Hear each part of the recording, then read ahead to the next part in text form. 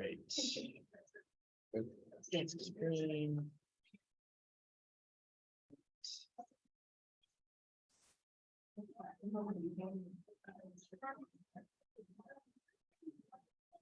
Like close this.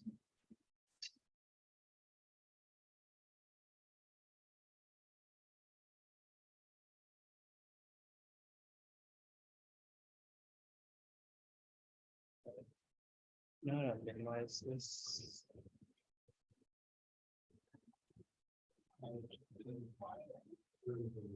There.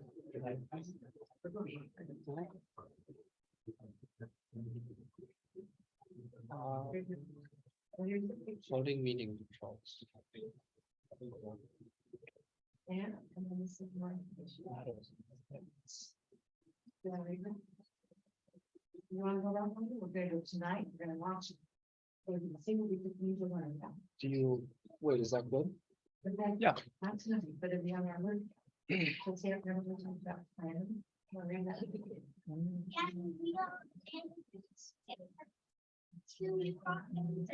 did you want to just use one? Let's do both.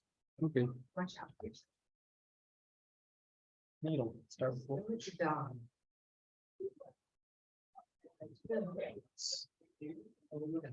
Probably turn off this one. There was. Two plenty. And then Be nice to these people. we get Okay.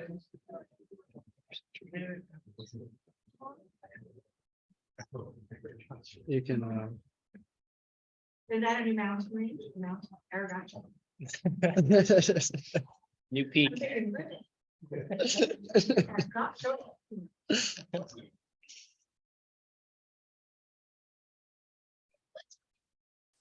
Time for a husband, be quiet. Actually, time to be quiet. You like to sit by yourself? Yeah, I just wanted to help songs to you and also when Nice. That's smart. to get more pizza. Gonna be quiet. Or really. They used to be entertaining, so I think with that. Hopefully. Good. Oh, yeah. It's going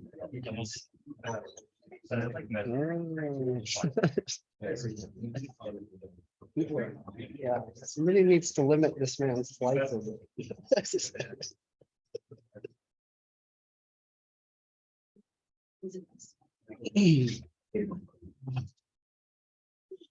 Well, it's 7 o'clock. Excited. Huh? You're gonna start. I don't think we want to rush it. Yeah. Just let it happen. Wait, did you see anybody? Does it notify you? when people join? Oh,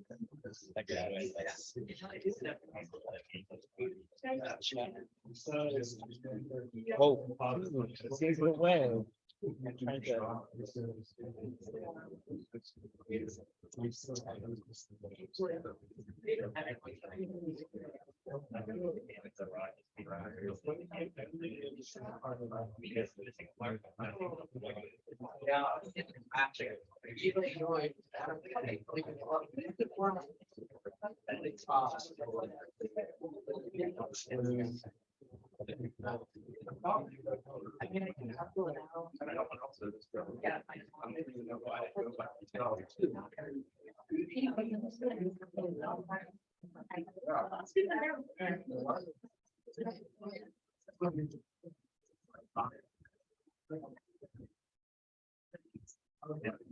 Yes.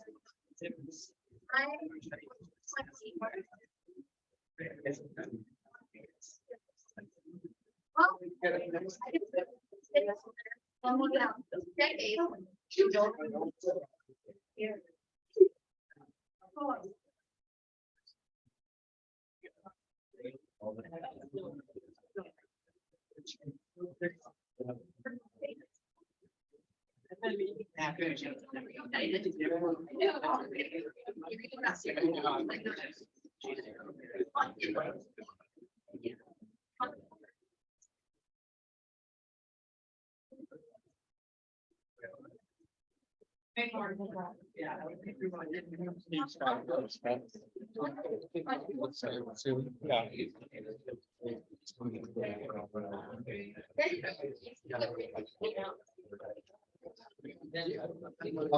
Did. Oh, Lena happen?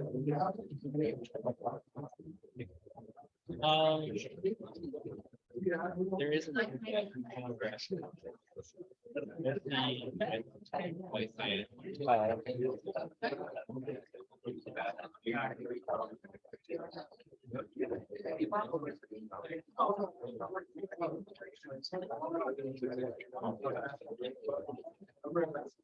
What's that?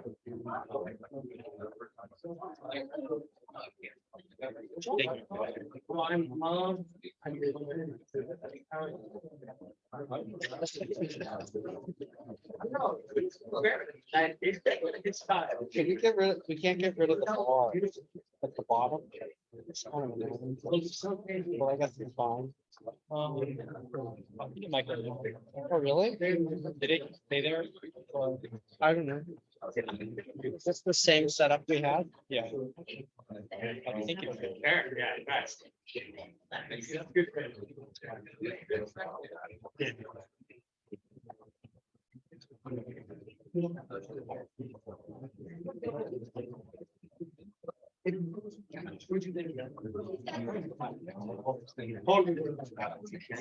It's a rock.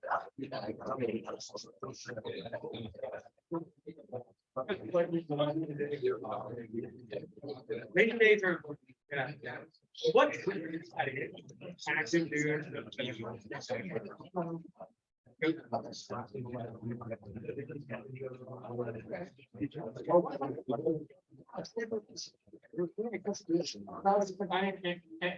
my interest in that. So, yeah.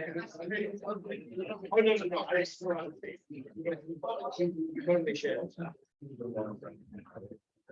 I guarantee you. Hey. Okay.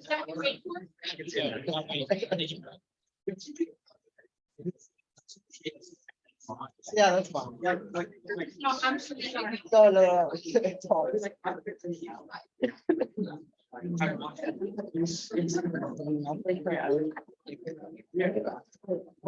It's the cup. Yeah, no. It's just like.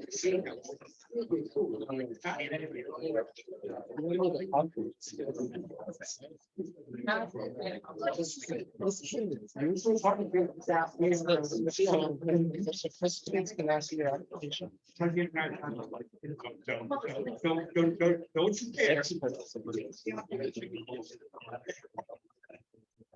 Right.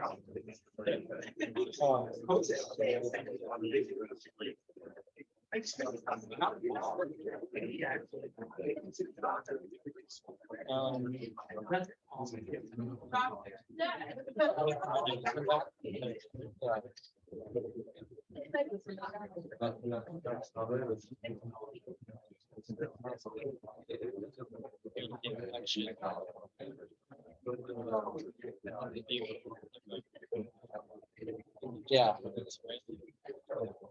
You wanna introduce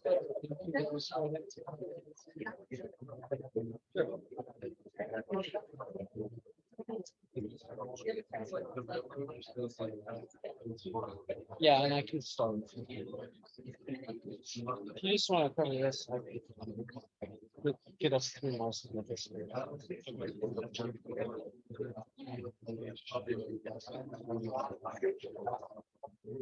Great.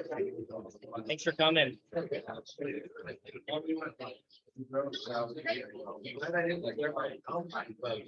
What? No, you should have. I represent. I really did.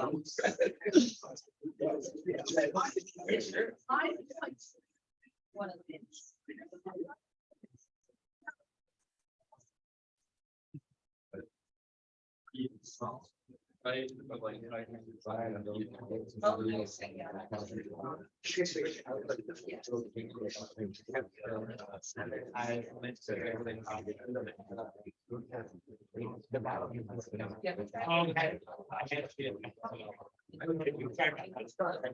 Jesse's up the radio.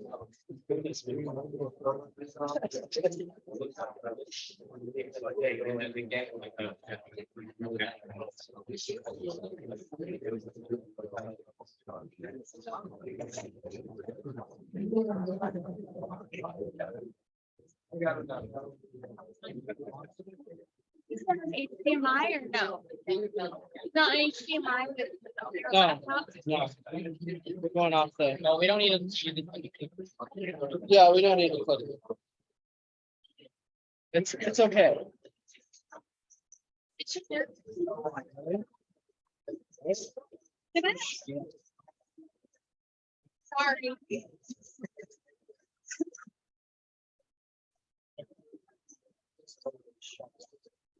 Okay, folks, settle down. We're gonna get started now. Thanks for coming to our presentation. My name is Tristan, I'm Ethan. and last summer we went to the Arrogitch Valley in the Western Brooks Range for just under 20 days to do some climbing. And what we did a little bit of climbing. We did a lot of hiking. And a lot of hanging out. Our presentation title, Arrogatia, was something that I kind of thought of a lot about out there as a kind of a climbing the Arrogitch has gone on for a long time, and I started to think about how previous parties would come back and write an amazing experience they had. But kind of as a joke for people to come back after them, because there are a lot of hurdles logistically and meteorologically that prevent you from climbing often out there. So it's like a gotcha moment if you're out there. Oh yeah, we'll be talking about kind of the history of the Arrogitch, from the climbing perspective. Our trip, some of the climbs we did, some of the lessons we learned, and then some of the potential new routes that could be done that we saw of note out there as well. So jump right into it. So as well as talking about our experience out there, we wanted to get everybody a broad overview of the Arrogitch in general, and included in that is the long climbing history of the Arrogitch, which started in 1964. The first climbing party out there did mostly non-technical peaks. They left most of the largest peaks unclimbed. They did a few technical ones. They also ended up killing a bear during their stay in self-defense. Or Alaskan thing. And then in 1969, the late David Roberts, famous author, made an expedition there that really popularized the Arrogitch much more with climbers. And following him, one of his mentees, John Krakauer, made an expedition in 1975 where he climbed one of the largest peaks in the range, Xanadu. And both those big names in climbing literature have kind of contributed to the Arrogitch being a famed, popular area with climbers. Numerous Fairbanks parties over the year have made the trek out there. Roman Dial, Stan Justice, Jeff Benowitz have all been out there, some of them multiple times over the years, and they've all established new routes out there. So there's a long history of Fairbanks people eventually making their way to the Arrogitch to climb. We also included Sylvia Vidal in here for the very impressive effort she made in 2017.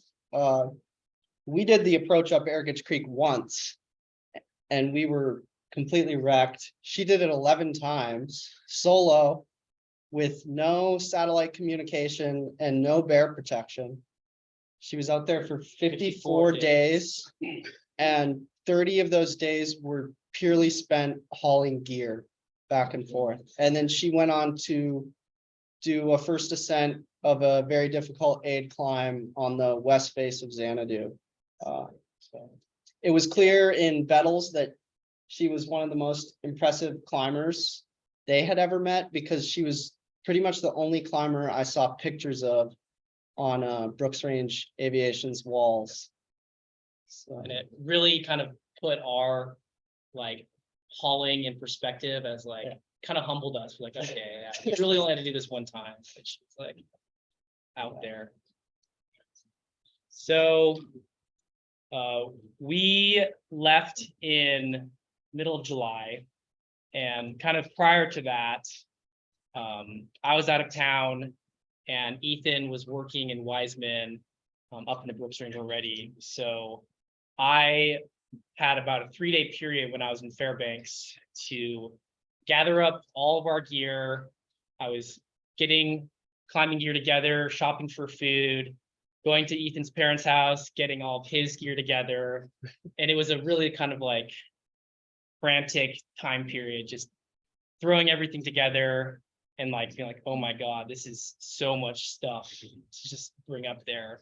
And so it kind of contributed to a couple things we forgot, things we wish we had, kind of due to that time crunch that we, once we were out there, couldn't go and get at that convenient time.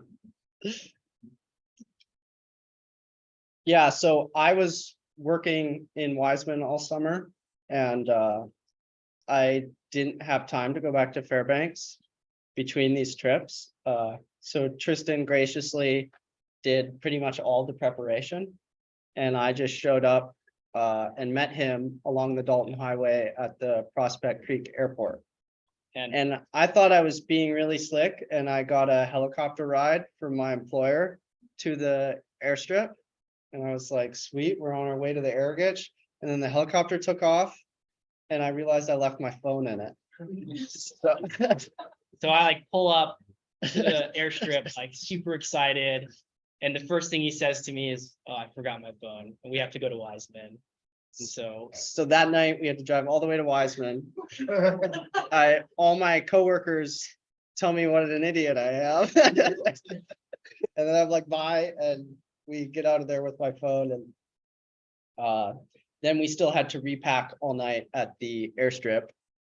And I think we were up till midnight Yeah. or so, let's do it. maybe later. And the plane Yeah, came in the trying morning. to shove everything into our bags. Every nook and cranny was filled with stuff. We have to carry all of this stuff for the next 20 days. It was kind of mind blowing. So from here, this photo is taken at the lake in Bettles, but we got picked up by a Cessna at Prospect Creek, and they flew us to Bettles for our orientation with the Rangers and for our weigh-in for the flight onto Circle Lake, because they have a certain weight limit for that lake to land and take off in that we had to meet, or else we would have had to pay a lot more money for a more expensive plane, which we're really trying to avoid to do. So we actually ended up being quite a bit over the weight for a pickup with a Cessna there, which kind of came into conflict with our desire to do a float of the Alatan at the end. And so we were kind of conflicted about whether we should pay that extra money or kind of skip that float trip altogether, just because it was already going to be expensive and we were kind of being penny pinchers at the end. But Jay, the owner of Brooks Range Aviation, was a really nice guy, and basically said that their Beaver needed some more hours of flight time, so they gave us a free beaver ride in, which was awesome. And then a couple days later, they crashed that beaver. With my water bottle on it. The real tragedy was Tristan's water.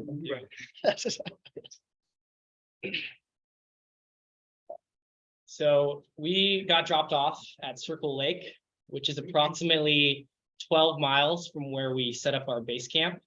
At the head of Arrogage Creek or Arrogage Valley above the Alpine.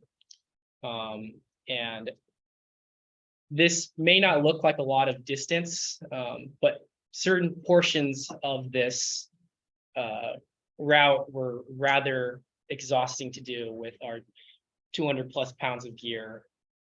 That's a photo of me at the swamp that we were dropped off at. Yeah, you land at Circle Lake and there's no climbing in sight whatsoever. You're just like in a swamp. And we had our haul bag and our trad rack, and it's very anticlimactic. You're just like swatting mosquitoes and thinking about how you just have to carry a bunch of heavy stuff to rocks that are might as well be 100 miles away because you can't see them. Yeah. But yeah, we brought a lot of gear because we had ambitious plans of big wall climbing up there, which meant we had to double haul. So haul one load, walk all the way back and get the other.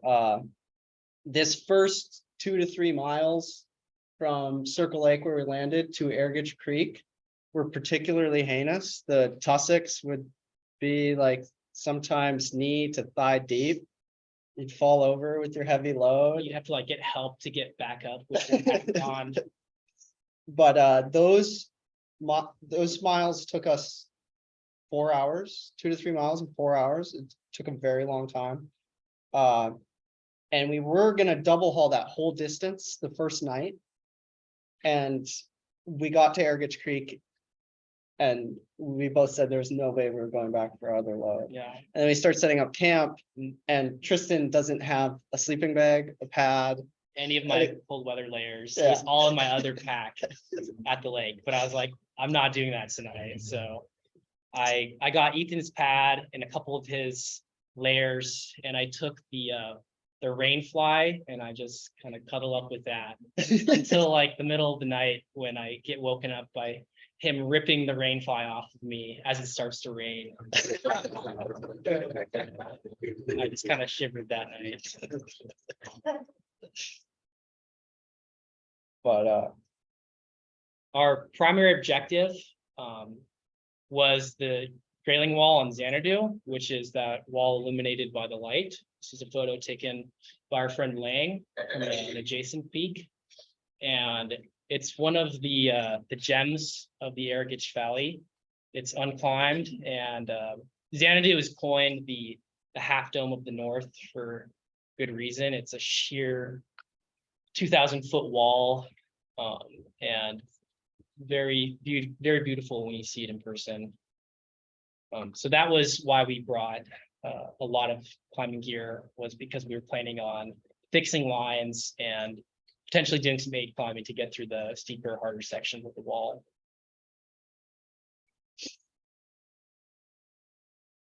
So once you get up into the Alpine, the walking becomes very nice. Most of the mosquitoes disappear, which was awesome. The trail there is a trail along Arrogage Creek. It's a primitive trail, I would say, but in sections it's very good. It's often bushwhacking and muddy, but it was much better than the swamp down near Circle Lake. And it took us about 3 days to get all of our gear up into the upper Arrogage Valley and establish a base camp and get settled there altogether. But this was on our first day in the valley. During a lull in the rain, we were able to do a short hike and scout some of our potential objectives up there. This is from scouting the Grayling Wall itself from right above our camp. And at this point, as you can see, there's not much snow on those upper slabbier ledges, which we were really excited by. Because that snow accumulation really hampers an ability to free climb on such a wall. And that was a reason that previous parties hadn't been able to climb on it because of the snow accumulation on those upper ledges. And so we were pretty motivated by that and starting to think that we were gonna have a shot at climbing that face.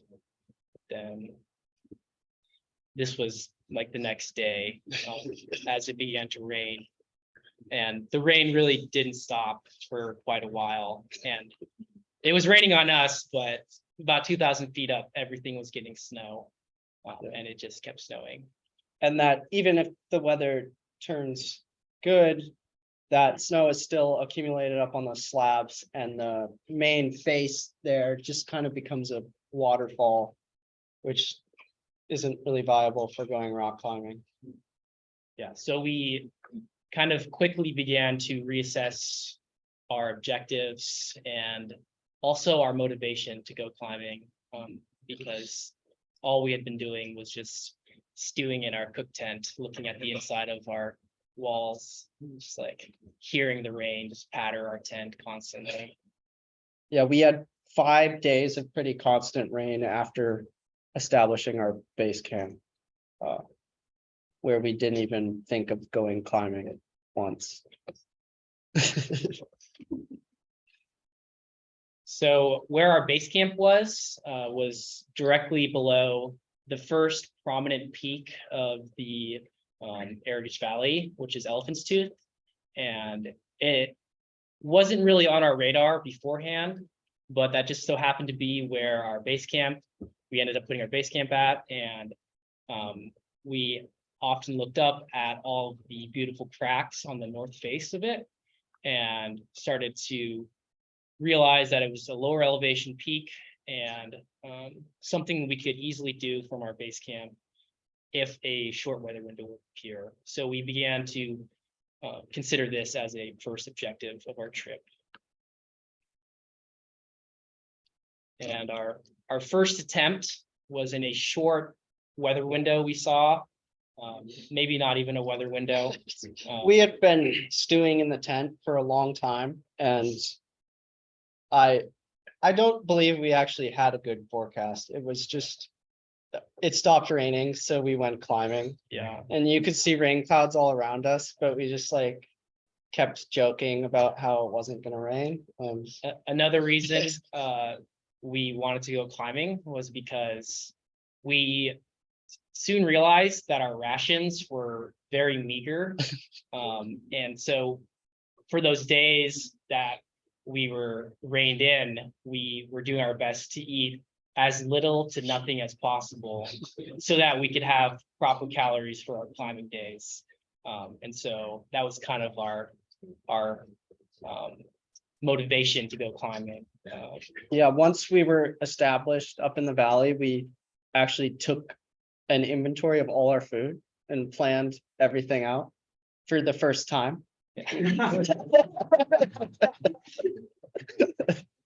But we made like a good strategy of having more than enough calories for a certain number of climbing days, and yeah, meager rations for the days where we're stewing in the tent. That was supplemented by picking blueberries for our pancakes. But here's the result of Our first attempts. us being too stoked to go climbing.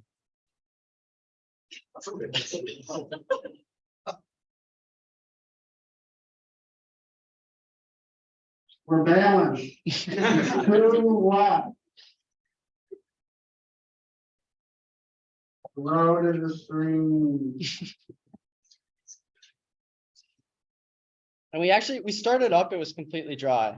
And by the time Tristan was following, it was getting wet. And by the time we were both at the anchor, it was a torrential downpour, basically.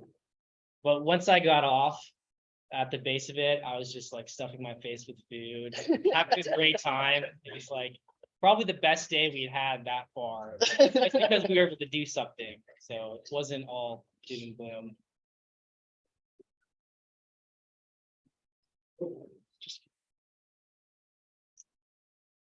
So after 2 days, Yeah, there was a real weather window that appeared. So we decided to go back up there and see if we could finish that climb. We started the day, probably around, we probably got up to the start of the climbing around noon because it's July in Alaska and we weren't worried about darkness coming. And because it was a north face, we wanted to be on that when the sun would eventually hit it in that evening. And it worked out well for our timing to be up there with the sun. But this is a photo of that first pitch again, when we started to realize that there had been other parties that had climbed this route before. yeah, we found some fixed gear there. Making this. We're making this. First pitch.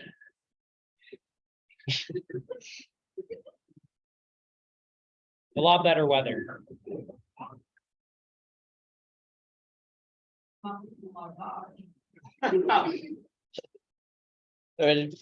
Mank is generally degraded hardware you find in the mountains that you wouldn't trust yourself. And and stuff like that was particularly questionable because there were like perfect cracks next to it that you would often, with a lot more ease, be able to place like fixed gear in. So we were like really confused as to why we kept running into these old bolts and like random pieces of gear just in the rock. So it perplexed us for a little bit.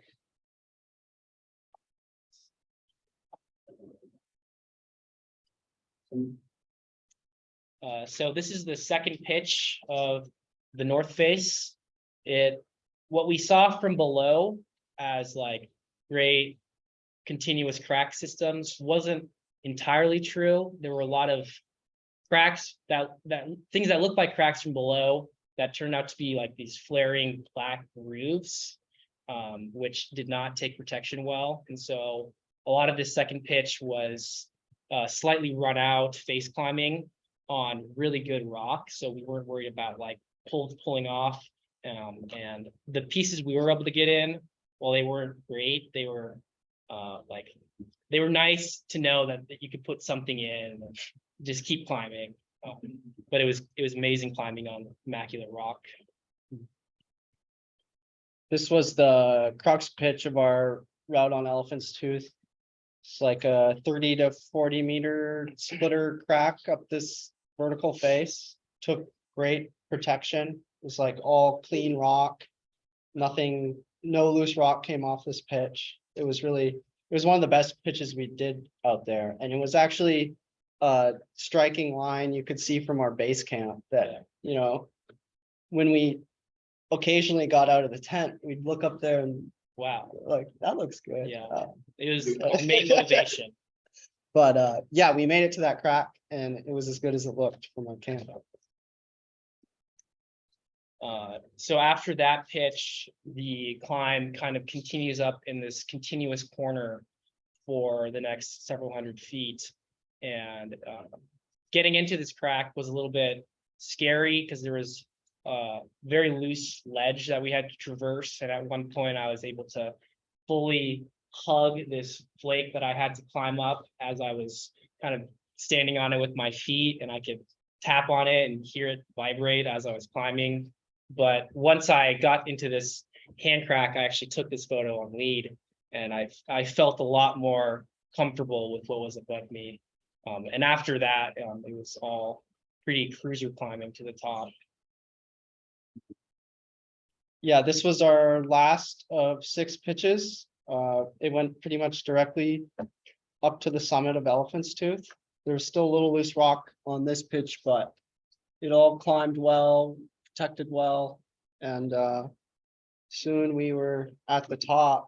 Our flag photo, Yeah, there's behind us is Ariel and Xanadu and Melting Tower. And at our knees is the ridge that we kind of started to look at with a little bit more admiration from that view. And we later learned that the North Face had been climbed, as was evidenced by us finding all that gear along it. It was climbed by a German party in 2012. And we retrospectively, we realized 3 of our pitches were new and 3 of them were from their old route. So we did a new variation of their climb. We named it Junk in the Trunk as a nod to the elephant's tooth and the junk gear we found, as well as a little bit of junk rock. We descended off of the east ridge, which was, we knew we could walk off or down climb that ridge because it was first climbed by David Roberts in the 60s. And so we were expecting that to be our walk off, and it sure enough was a pretty straightforward route down to the ground. So we didn't have to do any rappels, which was really awesome. And Yeah, the summit of Elephant's Tooth was the first time we'd really been up high in the Arrogage. So the views we were afforded at the top were really cool, and it got us really psyched to Yeah. do some more climbing, because you can see so much more out there than you can from the valley floor. And this is a view of those are the maidens and the camel. And those are huge faces, 3,000 to 4,000 feet tall.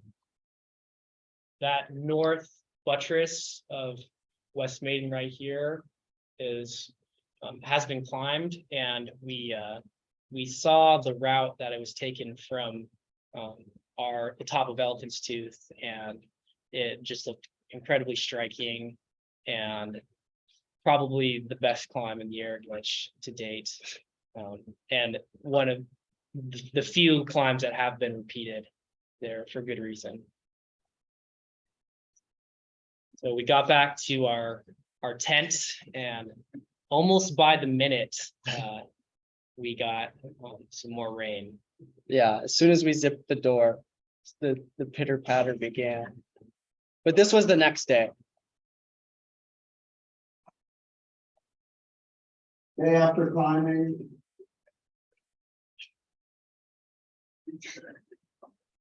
We're back in the tent. Wow. Not too bad. It's nasty out there. Lots of water. Same amount of weather in Alaska.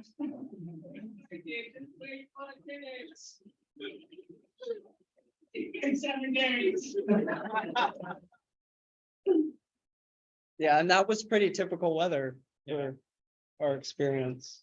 But altogether, this day was a little easier to spend in the tent because we had actually been able to do something than the day before. So we were still in a bit of a glow, afterglow. Yeah.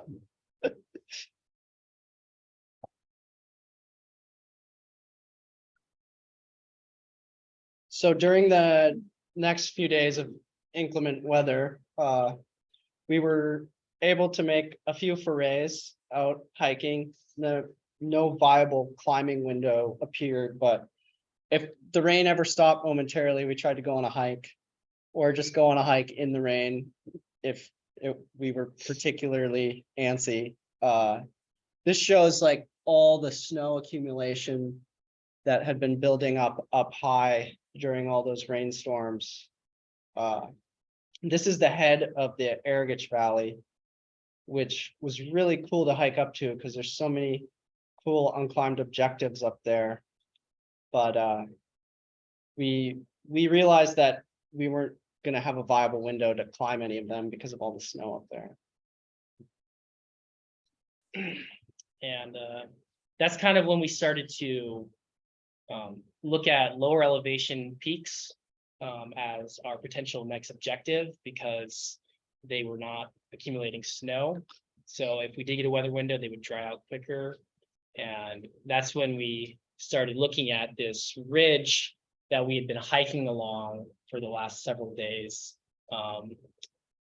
and how long and continuous it was. And as well as the view from Elephant's Tooth, we saw that it looked really cool to do as an objective.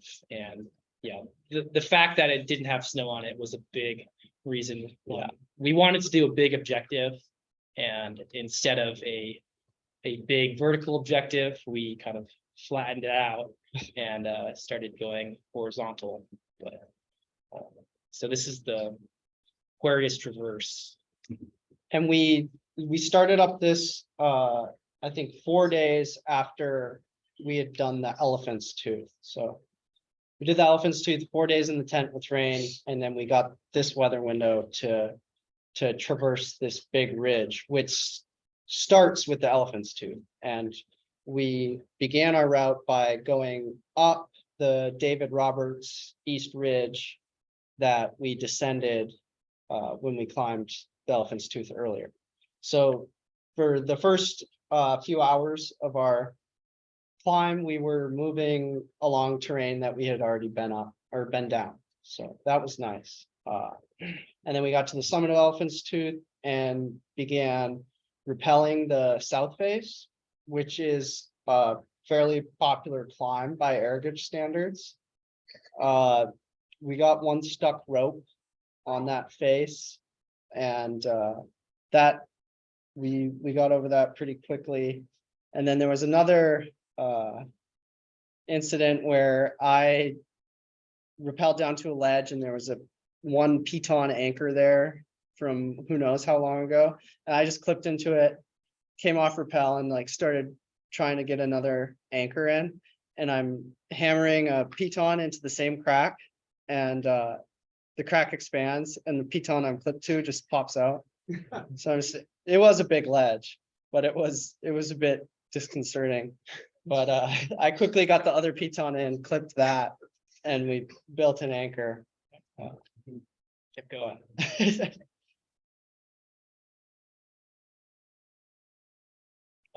This is just after the Elephant's Tooth with a good view of what we had in front of us. And as you can see, a lot of this ridge is really moderate hiking on like a nice, basically a sidewalk. It's like flat, and you can really gain some ground quickly on it. But one of the things we started to realize was that between those, nice hiking sections was a lot of short, technical sections of rock that if we had opted to rope up and start placing protection for, we would be on that ridge for a long time. And so one of the questions that we kind of kept having to answer was what we would see as acceptable risk for just soloing over versus down climbing a lot of that versus rappelling or roping up for. And we had to do a lot of that throughout the ridge, because it wasn't like all the rope climbing at once. It just kind of ambled on throughout the ridge. We spent a long time transitioning our shoes, coiling ropes, because there was so many transitions between different types of terrain along the way. This is a nice video of the Aquarius Valley, for which we named the Traverse. It's a chain of 5 glacially fed lakes that are very gorgeous. Well, that's some blue water.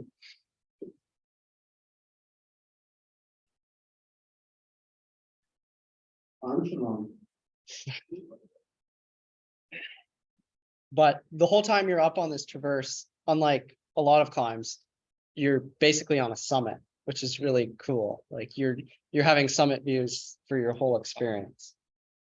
As you can see in this video, the weather still wasn't bluebird, and it did rain on us a couple times and snow on us, which we would just hunker down and kind of wait for it to stop. And it eventually would, but one of the thoughts was that a lot of this rock had some lichen on it, and after that rain, it would get really wet, and especially for the exposed scrambling we were doing, it was kind of increasing that added risk to that slippery lichen. So we were really kind of slowing down and being a little more cautious when it would start to rain.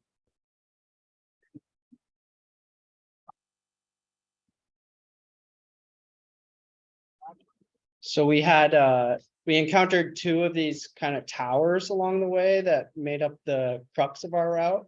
And before we had even gone up there, we had scoped it from the valley floor and from the valley floor, these towers kind of, we just called them SpongeBob and Patrick, just Square. for their shape. Triangle. But yeah, from the valley floor, we had predicted that these would be our crux, and it turned out we were correct. The first one was pretty straightforward, maybe up to 5-7 climbing. We simul climbed up it, climbing at the same time, placing protection between us. And after this point, we didn't see any more fixed gear along the ridge. Before this, we were encountering a lot of anchors from people climbing up to the ridge and rappelling off various routes on either side. And pretty much every time we had come to one of those anchors, we would just like grab all of the cord or webbing that was there. Because we had some of our own, but we really didn't realize how many rappels we would have to do, which ended up being a lot. And It was 14 along the whole route. and the amount of webbing and fixed gear we were having to leave, it really saves us to be able to booty those old climbers path. Some of them were a little more questionable than others, but they were all good. This is the first pitch of Patrick. It started off in this little gully and went up into this 5'9" roof on like the best rock that we had encountered so far. Beautiful climbing, and this was the first of 3 pitches, the third being the crux of our climb in this corner right here. Yeah, this corner it started pretty wide, like a number 4 camming device is the size, which we didn't bring. So I spent a lot of time trying to get protection in creative ways, but ended up getting up higher where it turns into overhanging splitter crack climbing up high in the corner, which was pretty awesome to encounter on a route like this. We didn't really know how hard the difficulties were going to be, but this was like a pleasant level of challenge for us, we thought, and really good protection once you got up into the crux there. And that 3-pitch tower was by far the crux of our climb, and also probably the best climbing we did on the climb. It was really classic little 3-pitch route on its own. Here we are, still traversing. The ridge mellowed out for a little bit for us. Been making good time in the past half hour.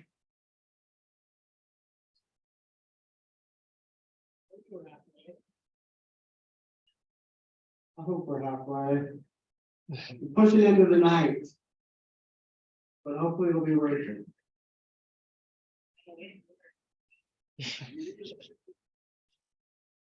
So yeah, after those crux pitches, the ridge kind of leveled out for a while, and so it kind of turned back into that nice just cement sidewalk that we were able to enjoy for a while, and then we would get into some more growth pitches in a second.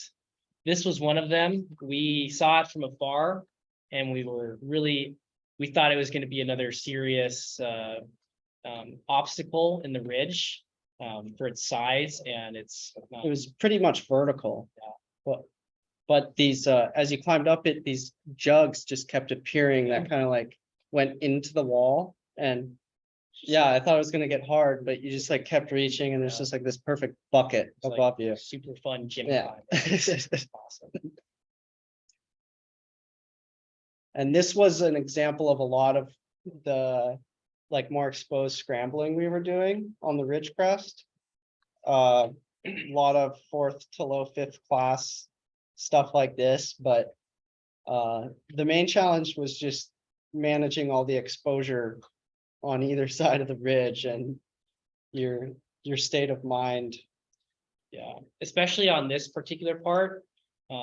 As I was traversing across it, I would look over into Aquarius and it was a sheer face on that other side, and it would just be completely down to the valley floor, and just that feeling in your stomach just kind of like made me grip the rock a little tighter.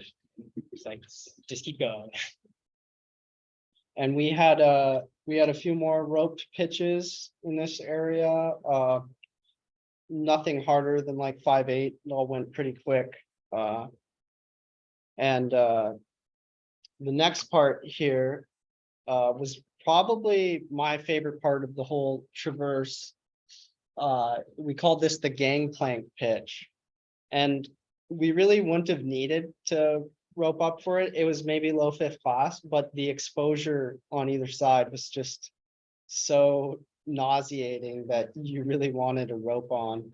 It was like maybe a 10 to 8 inch wide, perfectly horizontal, like balance beam in the sky. It was really cool. Just photo of Yeah. me walking across it. Yeah, I was, by the end of that, I was kind of like hurrying my steps. Like, it's like, I just want to get off this right now. So that it was like 1,000 feet on the Aquarius side and nearly 2,000 on the Arrogich Valley side. And this is towards the end of where we traversed to, looking back. That's the Aquarius Valley with the chain of lakes, and the very far right peak is Elephant's Tooth where we started. So it was approximately 3.5 miles of distance over the ridge. And we opted to rope up for We did, 8 pitches. and some of those pitches were simul climbing, so we were having a running belay, so they're more, you know, they were longer than a rope plank. And then we did 14 rappels. 6 of them were at the end when we got to this obvious notch in the ridge that was the lowest point for a while. And that made an easy conclusion to our traverse and a nice way to rappel off of the top of the ridge. We did it in 6 rappels into Arrogich Valley. And at that point, it was well into the morning. Yeah. Yeah, this was taken just before 5 a.m. We didn't have any photos or video of our rappels because we were all knackered and stressed out.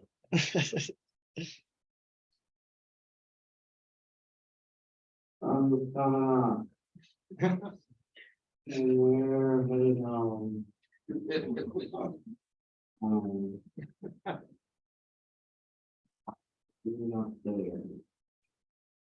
Yeah, this was about 22 hours on the move from when we started. We were both very tired.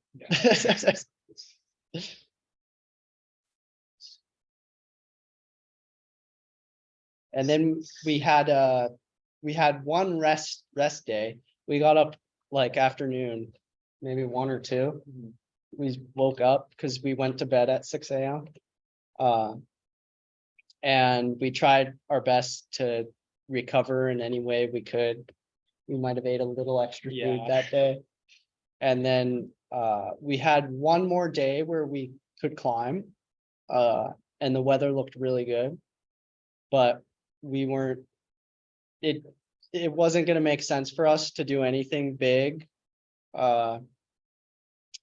We had to hike out the very next day after we climbed, and we were already tired. So we settled on hiking up to the head of the Arrogich Valley and repeating this 3-pitch route on the eastern flanks of Xanadu. It was called Virga Dihedrals. It was done in 2019 by a party from the lower 48. And we were attracted to it because it was a smaller objective and the rock quality and the climbing looked really amazing. which it turned out to be the first two pitches were some of the best climbing we've ever done. It was like climbing in Yosemite. The route was perfectly clean. The protection was great. It's like super classic climbing. Yeah, it was great. And we had beautiful weather. It was definitely the most pleasant day of the trip. Yeah, Just kind of cragging. And this route only goes up 3 pitches, but this buttress is unclimbed and it's probably 1,800 feet tall, and then you still have another close to 1,000 feet up to the summit of Xanadu. So it's really more of an unfinished route. And then we at the end of the day, we made the decision to do this little new 1-pitch route just for fun. And it's just to the left of the route we repeated. We named it Burger Crack, and it was really fun. I just went to the end of I went to the middle of the 35-meter rope.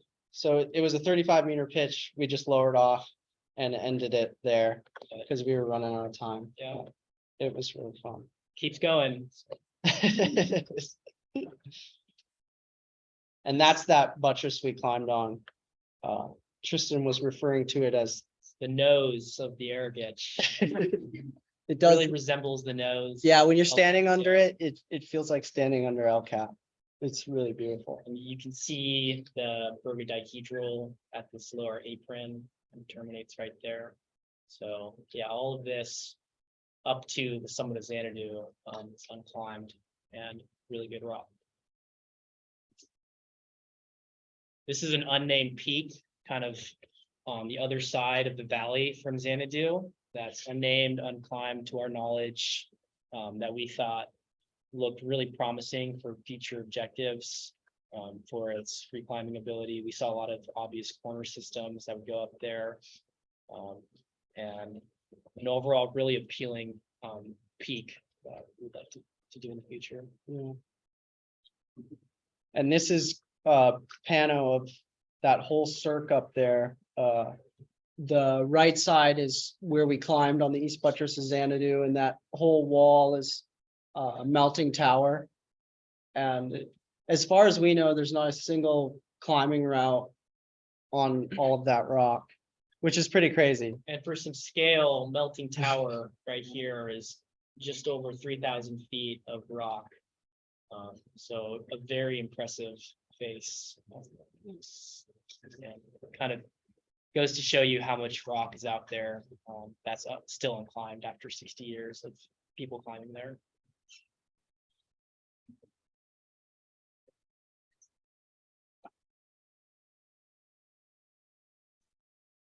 Heading home. Man, it rained today. The rain's coming back. One night day. On the paddle. On hike. So because we chose to climb that last day, that kind of cut our time to haul our gear out and paddle to our pickup points by we kind of decided that we had to haul all of our gear out in one day, which took us 3 days to bring up. And so it ended up being 24 miles of hauling our gear back in one day. And it was just like a torrential downpour that whole time. And it was definitely a very low point in our trip. We were very physically and mentally exhausted. Is by far the worst part of the trip. I remember thinking that there was no way I was ever going to go back to there again. Yeah, there wasn't ever like a looking back at the mountains moment as we were hiking out. It's just like, I need to get out of here right now. But once we got all of our stuff down to the Alatna, things improved dramatically. We had pretty good weather down there. And we got all of our stuff in our boats fine, got on the Alatna. And we had plenty of time to get there. We were moving pretty quick. So we really didn't even paddle. We kind of just sat in our boats. It was, very nice. It kind of established our happiness on that part of the trip. And the weather, yeah, was a lot better down there. We could see a lot of clouds up in the mountains. So we were happy that we were down in the Allotna Valley at this point. yeah. And we took 2 days to paddle out. You could easily do it in one, but we had 2 very relaxed days. Spent a really nice night on the river with a campfire. It was a very nice change of scenery from being wet in our mega mid in the Alpine. And then we had a final portage to Takahula Lake, which was a little more challenging than I think we expected, Yeah. getting all of our gear over there and then paddling across the lake. This is on Takahula. And so the portage takes you to one side of the lake, which is really swampy and not ideal for a pickup for a plane. And so they tell you that you've got to paddle across the lake to this pretty obvious, nice beach from far. And so we did that, and kind of to take us back to the beginning when we were in Bettles. Our ranger was kind of telling us a lot about how we need to be really responsible with our waste, our human waste, and kind of threatening that, like, if people aren't being conservationists and responsible, that they might start requiring people to pack out their poop like they do in the Denali Range and other places like the Grand Canyon. And she said there was a poop issue in the Arrogitch. Which we made lots of jokes about Yeah. that while being in We there. were like, But where's we didn't see any poop up in there. Yeah, but as we got to this beach, that issue kind of became apparent, because we get up onto this pristine beach and there's just human waste everywhere. Yeah, you It's can't walk into the woods without Yeah, toilet toilet paper. paper and feces. Like even on like where you're supposed to set up your tent, there's just some dung hanging out there. And so we were really disturbed by that. And I don't know if that's normal or we encountered like somebody had an issue before. But yeah, we were like, maybe the ranger was right. Yeah. Maybe we shouldn't have made all those jokes. But we got picked up the next day and flown back to Bettles and then back to Prospect Creek. And I drove Ethan to Coldfoot, where we had one of their famous buffets, which we really gorged ourselves on. It was awesome. I was working in Coldfoot, so I got to have the Coldfoot buffet for the next month, so it wasn't as exciting for me. But we also indulged in a box of $9 Oreos in Bettles, which I didn't ask the price. I just started eating them. And then the woman there at the desk was like, "Are you sure you want a $9 box of Oreos?" And I was like, "I don't think I have a choice now." But they were worth it. So our end of trip inventory, kind of some thoughts. What we had too little of were our lunches, our food to supplement our dry food. Yeah, it would have been nice to have some more things to add to the mountain house, like, I don't know, freeze-dried vegetables or bacon bits or something. Yeah, just food in general. Yeah, snacks. More entertainment, things to keep us busy inside of our tent. We didn't have enough bear barrels. We also should have brought bags. Yeah. Because they're much lighter than and more packable than the barrels. We had one encounter with a sow and 2 cubs. That was pretty, it was fine. We were with another party at the time. that they were from the lower 48 and They were the only other climbing party we encountered. But they were like kind of didn't know what to do with the bear. As Tristan and I are like standing up and looking big, they're kind of like cowering. And I also like pulled out a gun and just put it on the table. And they're like, whoa. yeah, so But they got with it. The bear went away. but yeah, just keeping that in mind just to make sure that those animals stay wild. Yeah, the bears are out there. We both actually forgot our power banks to charge our devices, but we both had our solar panels. But the issue was is that with so few sunny days, couldn't really power things. And then when it was sunny, we couldn't charge things because we were out with them climbing. So finding those small breaks in the clouds became a priority often to charge our devices. What we had the right amount of was our cold weather layers. Luckily, because it was surprisingly cold up there in July. We had just the right amount of freeze-dried meals. Don't think I could have eaten any more of those. We had way too much soy sauce, which at one point I was just like throwing back. It's not right. We had so much isobutane, we were running my reactor as a heater in the megabed. Which was Great, really yeah. nice on those cold days. Way too many, we only brought books about climbing. Which when you're sitting in a tent, hoping to go climbing is not something you really want to be reading about other people's cool climbing experiences. And we had plenty of climbing gear. Yeah.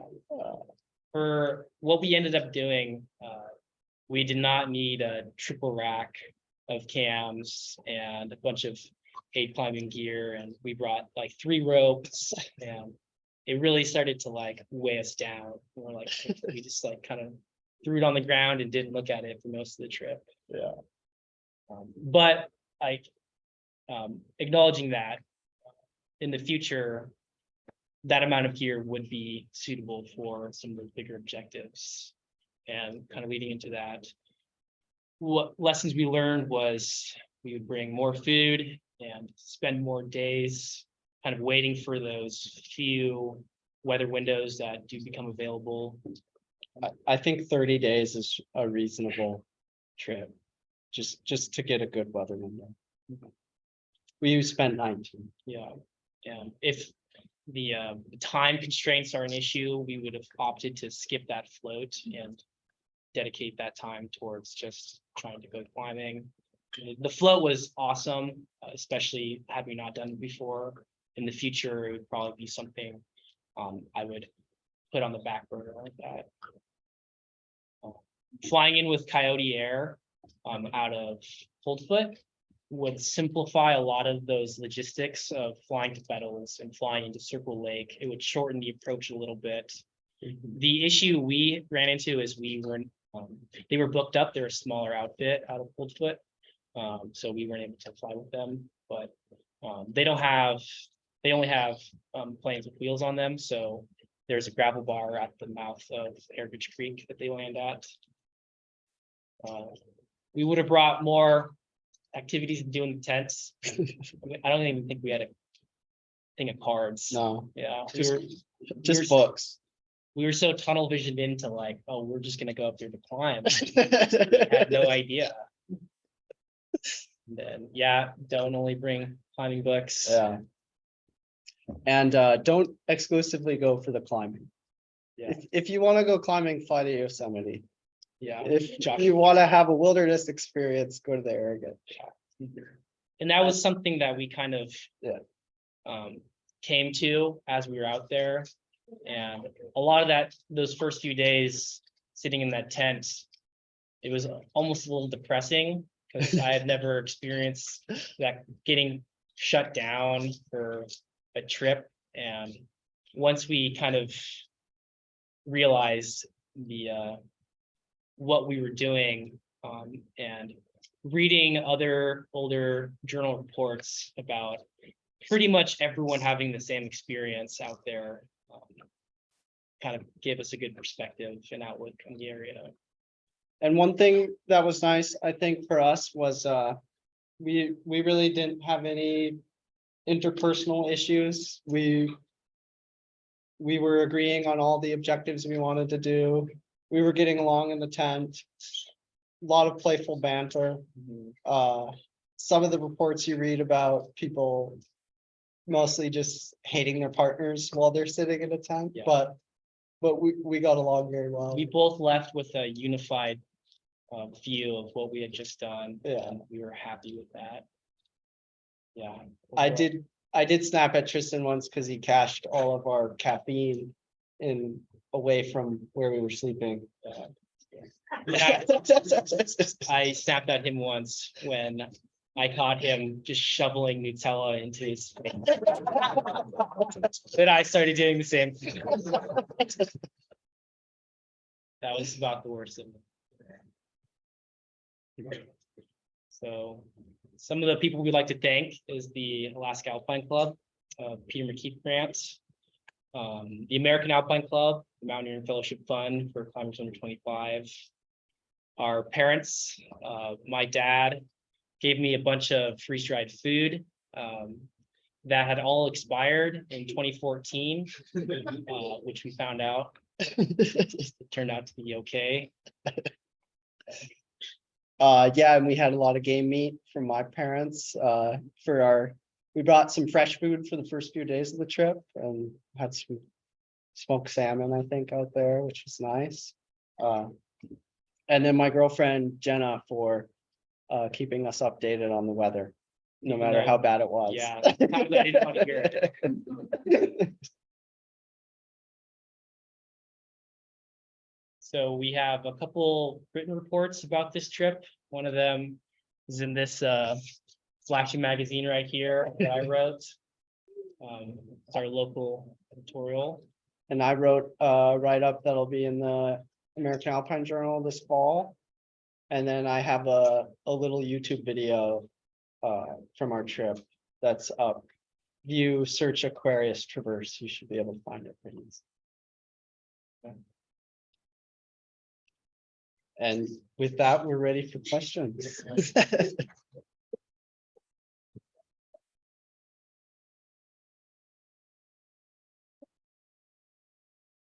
Question. Is there any like information regarding like tapas or any just like kind of like Like a route- guide? Route topos or, route topos or Okay. just topos of the entire area, like where the climbable area and the air gets and like the different valleys or like heights of like the walls or something?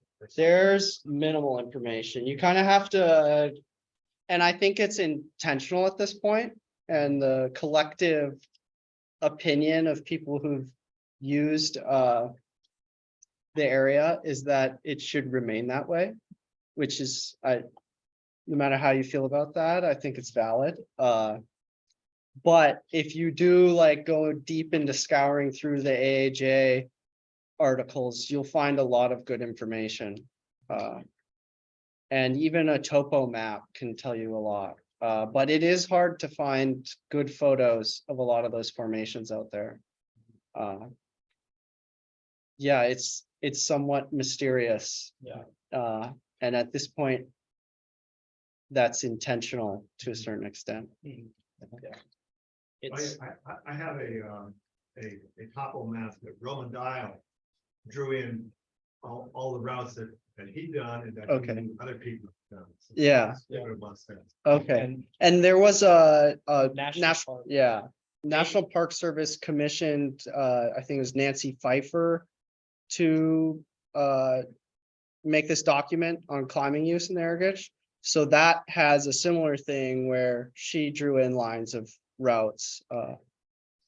That was compiled in like 2003 though, so it's definitely missing a lot of information as well. And a lot of people go out there and don't report their climbs at all, so. What do you think is some of the intention behind the obscurity of information about the area region? I think it's to preserve the sense of adventure. Yeah. Which I is.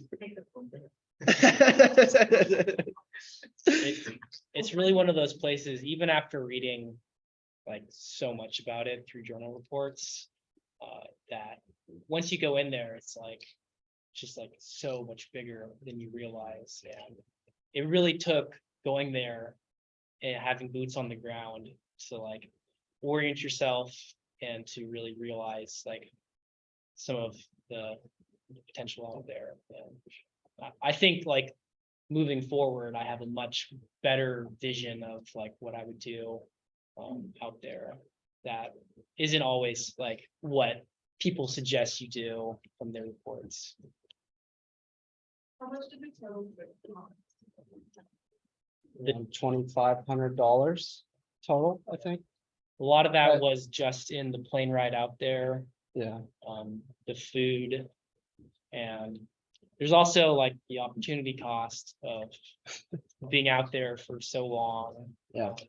It's really not like an area like the Alaska Range where you can be at your house sipping coffee, looking at the weather and saying, oh, there's 7 days of good weather. I'm gonna drive down to Talkeetna and fly in. You can't do that because there's so much logistics to just getting into a position to be ready to go climbing. Would you change your timing? If you did it again? I would consider going earlier, Earlier? but that's kind of just based on this one experience where mid-June to mid-July were beautiful up there. But it can happen anyway. There's people who do tons of climbing in September, so. That was the first time that David Roberts went, was in September, and they had like very good weather, got a lot done though. I think late June to mid-August is the best time generally. And it being above the Arctic Circle, it is really nice to be up there when there is a lot of daylight. Second question, did you see the sheep? Sheep, I don't think we saw well, any, but we saw a lot of poop on our Yeah. traverse. yeah, like Up on on the the- part where like we knew no one had been. Said go check Yeah. the decline, and Yeah. then August 10th and low. I think we saw poop on summits that no person had been to, but sheep had been there for centuries, you know. Kind of cool. Question, How heavy were your packs going in and out? I think 70 or 65 to 70 pounds. each, so But we each had two of those. Yeah. That we were double hauling. Yeah. And then minus 10 days of eating or whatever on the night. Yeah, they were a little lighter. and then we had all our boats, but we hiked those from the Circle Lake up to Arrogage Creek because that was gonna be lighter than carrying our stuff back to Circle Lake. Yeah. And like, if you could have magically had ideal weather, given the constraints to the amount of food you had, what would you have done differently? Like, you couldn't climb every day because you have enough food. It's not. Yeah, totally. And I mean, that kind of worked out in our favor in that the amount of food we had was just right for the amount of climbing we were able to do. Yeah, if we had perfect weather that whole month, we probably would have been really angry, but climbed a lot more. I probably would have just climbed as much as possible and flew out early. Yeah. A lot of other parties reported foraging for mushrooms and Yeah, blueberries. blueberries. There are a lot of blueberries. Yeah. Question? How much food did you have each day? Really varied. I think, Days in the tent where we were cutting calories, it was probably around 1,000 calories. and When we were climbing, it was probably 2,500 to 3,000 calories though. We made sure that we were getting a decent amount on those climbing days. we started calling those days our food days. Did you end up having a surplus of food at the end? Yeah, we have a Right, food all your question from rationing? Jenna. She says Tony wants to reenact the sequencing on the 11B crux pitch. It was a lot of me kind of going between like, should I belay him? Or should I kind of get him for a catch because he didn't really have gear for a little bit. And if I actually, I think it was like a layback, a high foot. At some point, there was a ring lock. There was a drop knee. And there was a jog. And more laybacking.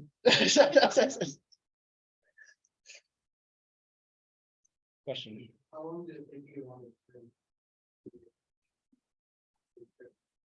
like, do I want to go back right now? Yeah. Oh, man, I mean, I'm not planning a trip this summer. I definitely want to do more climbing this summer, but at this point, I definitely have ambitions to go back. And with a better mindset towards like the whole experience and kind of a singular objective when that rare weather window appears. But I mean, yeah, after leaving, it's like I'm never coming back here. I, like 2 days, at the end of our paddle, I was Yeah. definitely thinking I'd come back Feeling there, better. even though 2 days before I said I never would. We have another question. Did we have a surplus of food after all of our rationing? No, we had 0 food left when we flew out. Yeah. Nothing, Except soy absolutely sauce. nothing to eat. Yeah.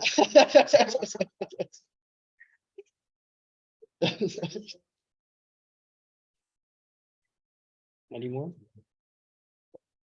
Yeah. Okay, maybe I missed this, but did you talk about your rationale for not bringing 2 pack rafts? Did you already talk about that? We did not. So, yeah, thank you for that. So Ethan had a pack raft and I had an inflatable kayak. I had like a normal size pack raft, single person. And it was a lot lighter than the inflatable kayak, but it was good that I had a bigger raft because the amount of gear we had to put in those boats would not have fit 2 pack rafts. Yeah. So we were able to really shove those tubes full of gear. And Yeah, I think there was like 200 pounds of gear on Yeah. Tristan's boat, which is one of the things that made the portage Yeah. very difficult because we didn't Yeah, take on our any of it heads. out. yeah. We just like carried it. By the end of it, we were just, like, throwing it off the ground. Yeah, that was like the last physical activity we had to do. So over it. How long was the portage? It It's was only only like a quarter mile. quarter to half mile. Yeah, it's not very long. What's the total mileage, like, with the, like, back and forth? Of hiking that we did. I think we thought about that. I don't know. I think we estimated like maybe 80 miles. Yeah. Yeah. But all of that was done with a lot of gear on our backs. Well, or that's including hiking up and. You get any good looks at the unclimbed space of Xanadu and any more information of if it's climbable? Well, there's several unclimbed faces, Xanadu, The but one that yeah, you originally had. yeah. I do think it's climbable. It might have rather difficult aid climbing on it. The free climbing it would be like next level. It'd be like harder than free climbing El Cap probably. It's fully overhanging at some points for like a good while. But the chunk of it that's actually overhanging to vertical is maybe 1,000 to 1,200 feet, and the rest of it's like pretty moderate terrain. Yep. Oh, sorry. So since there's so many unclimbed bases, why did you guys choose that? It was mainly due to all of those peaks having snow on them. So that elevation, about 2,000 feet above. Or I think valley she's saying, why did we choose the Grayling one? Right, Oh. or, yeah. Okay. It's like kind of become iconic. Other people have attempted it, and it's like a lot of people just hiking into the valley take photos of that face. And it's kind of crazy that it hasn't been climbed yet, because it is the reason that Xanadu is called the half dome of the Arctic. It's too. also the tallest peak in the Arrogich. No, or Calaveras. Yeah, The Xanadu. tallest. Yeah. Coolest peak in there. Sort of electronics. Yes. in reaches and phones. Yep. I believe that's I think everything. that's it. What would you say is like so that one 3-pitch route you did in those dihedrals, the finishing that you would call like that nose Yeah, yeah. route, what would you like describe that as in difficulty, either in 8 or 3 as a possible ascent? I think you could probably free climb it by the looks of it. It would definitely have at least some 511 on it, maybe 512. I don't, it looked like you could free climb it with at a reasonable grade. Who knows, though? There would also be rather crazy aid lines on it. Obvious aid lines, really, like that go out through like a 15-foot roof. Yeah. Pretty cool.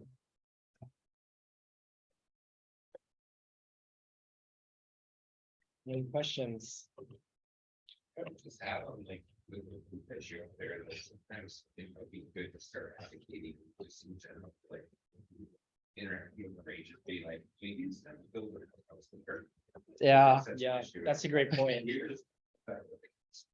Yeah. It's like, there's hundreds of people going there day, real.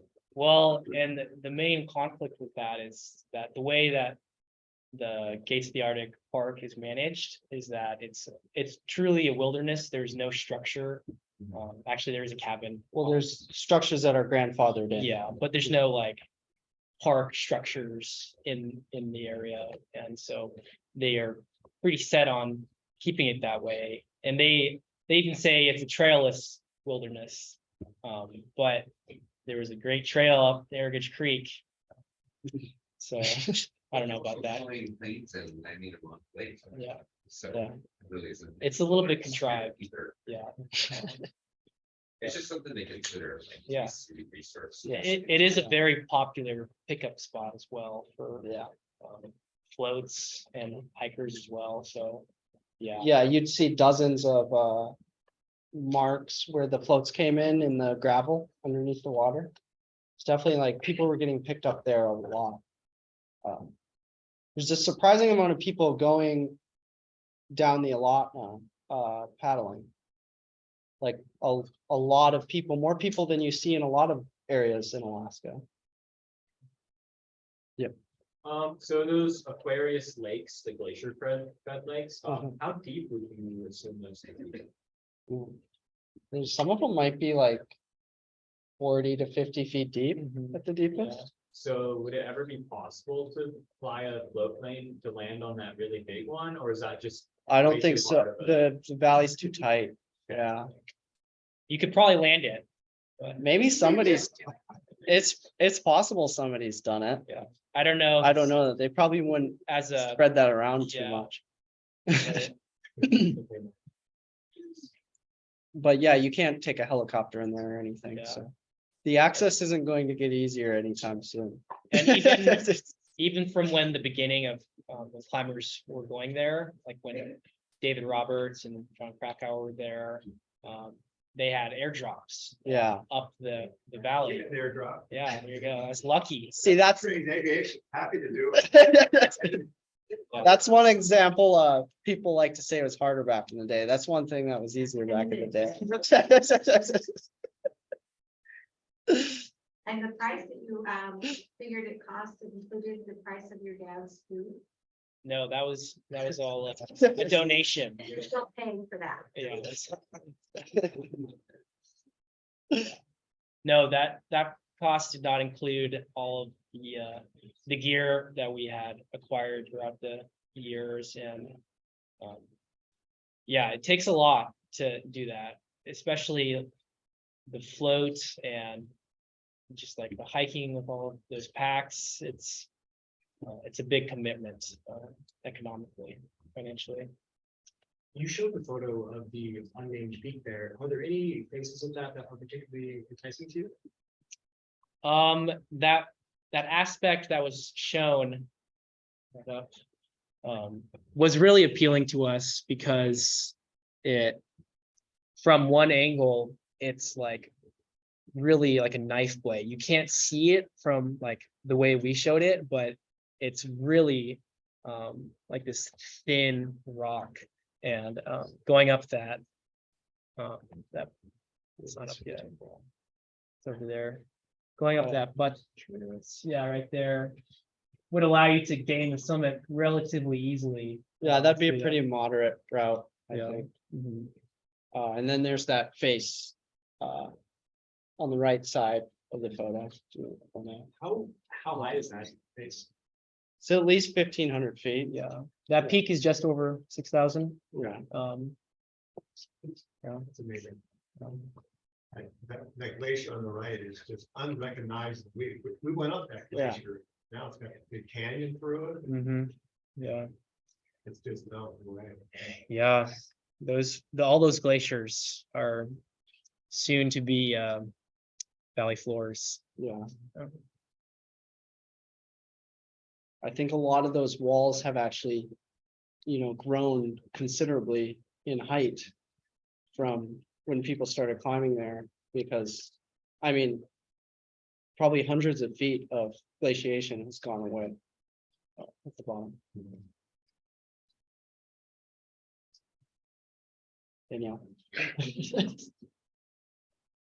They're eating so many nights of mountain hills.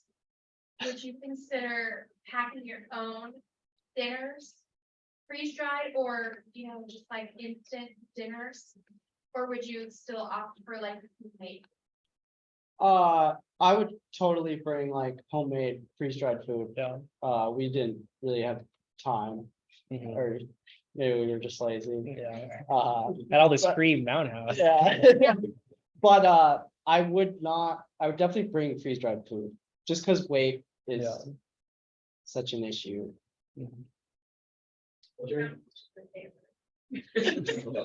The beef stew. We didn't have great We did, selection. yeah. They were like the cheap variety packs. There wasn't anything like the Thai. Nothing bad, yeah. Chicken and rice. Any soy sauce based recipes that you? Oh, we'd add soy sauce to everything.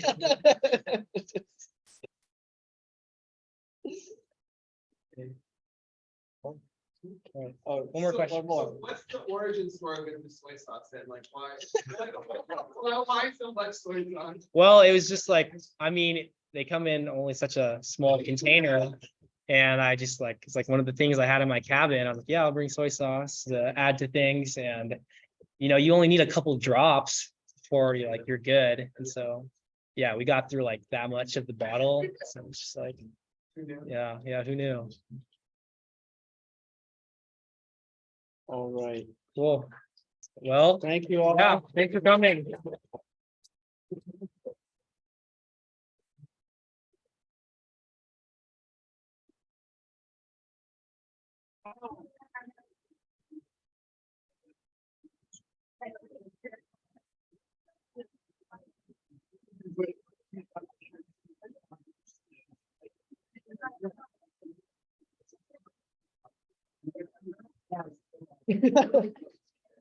So it's all beach.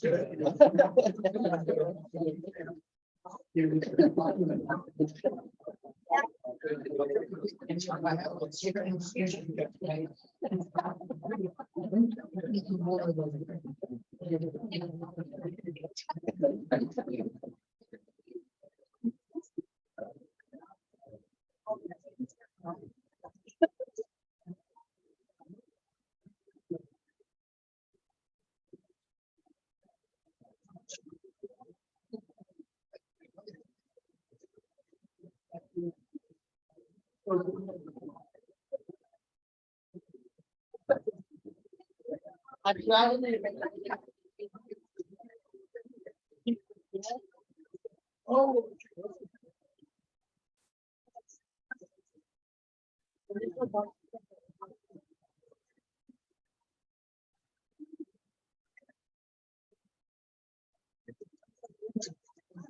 Like,